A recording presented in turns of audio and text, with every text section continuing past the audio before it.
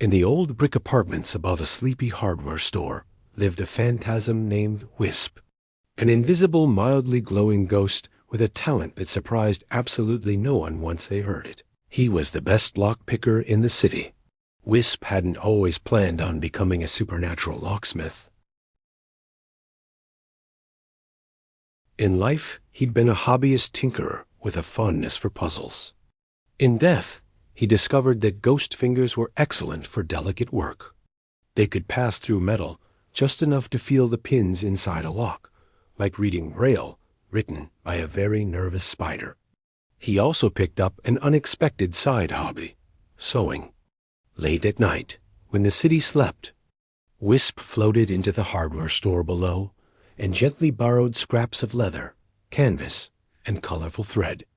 With ghostly needles that stitched without piercing his fingers, a perk of being incorporeal, he crafted beautiful lockpick tool rolls. Each one was unique deep blues stitched with silver moons, warm browns lined with soft felt, bright reds embroidered with tiny keys. He never kept them. Instead, he secretly gifted them to honest locksmiths and aspiring lockpickers who respected the craft. Inside every roll was a tiny stitched message. Tools are for skill, not mischief. By dawn, the materials were always returned, neatly stacked with an extra spool of thread as thanks. Wisp used his talents for a special mission, correcting minor acts of delinquency with maximum embarrassment and minimum harm. One evening he floated into the apartment of Mr. Crandall, a man who had developed the bad habit of stealing his neighbors' packages and pretending they were misdelivered blessings. As Crandall snuck back inside with a suspiciously familiar box of gourmet cookies, Wisp slipped through the lock with a cheerful click. The next morning, Crandall awoke to find every single item in his apartment neatly labeled with sticky notes. "This is not yours." His slippers? Labeled. His toothbrush? Labeled. The stolen cookie box? Sitting on his chest with a note that read, "Seriously."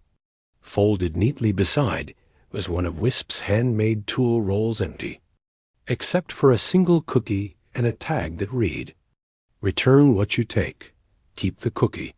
Crandall returned the packages that day, muttering about haunted arts and crafts. Wisp's favorite target, however, was a teenager named Lenny, who liked to carve his initials into park benches. One night, as Lenny approached a fresh bench with his pocket knife, he found the knife missing from his pocket. It was suddenly locked inside a small glass display case that had appeared on the bench. Inside the case, the knife sat on a velvet cushion with a plaque. Exhibit A, the world's tiniest act of vandalism. A tiny, ghostly spotlight shone on it. Passing joggers applauded politely. Lenny turned the color of a ripe tomato. When the display vanished, the knife reappeared wrapped in a compact canvas tool roll, embroidered with crossed needles and keys. Inside was a coupon for a woodworking class and a note. "Make things, don't ruin them." Lenny never carved another bench. Wisp never stole, never harmed, and never frightened anyone more than absolutely necessary. He simply nudged people back onto the better path with a flair for theatrical comedy, and occasionally a thoughtfully crafted gift.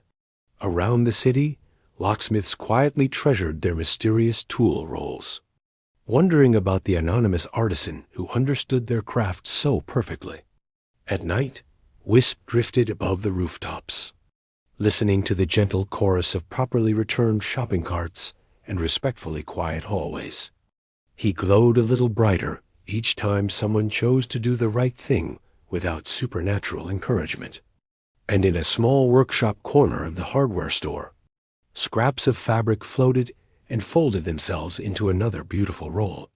Stitched by invisible hands, Wisp hummed softly as he worked, content to be a mischievous guardian of good behavior, and a ghostly craftsman, one perfectly picked lock and one carefully sewn seam at a time. Maybe he could actually make a business out of it. He would call it Phantasm Industries.